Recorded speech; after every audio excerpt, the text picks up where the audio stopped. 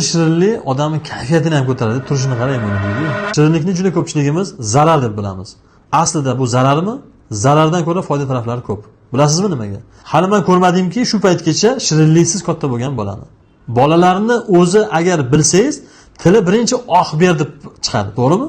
"Oh ber" deb boshlanadi. Nimaga?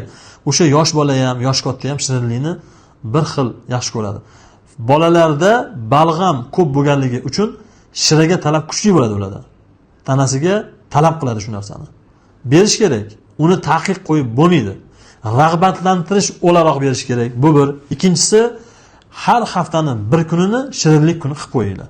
Bolalar o'sha kunni kutib va boshqa kunlardan sabr qila oladi. Tartib, intizomni o'rganadi. Mana shu uslub nafaqat bolani nafsini jilovlashda, balki o'zidagi chidamlilikni oshirishga, o'zini boshqara olishlik qobiliyatini ham yoshligidan o'zingiz bilmagan holatda paydo qilib qo'yasiz. Shirinlik yesa tishlariga zarar deyshadi. Shirinlik yesa gijja ko'payib ketadi deyshadi. To'g'ri, bu gaplar hammasi to'g'ri. Faqat ko'p yesa. Biz mutaxassis o'laroq bu bizning tajribamizdan o'tgan eng unikalniy variant shu deb bilamiz.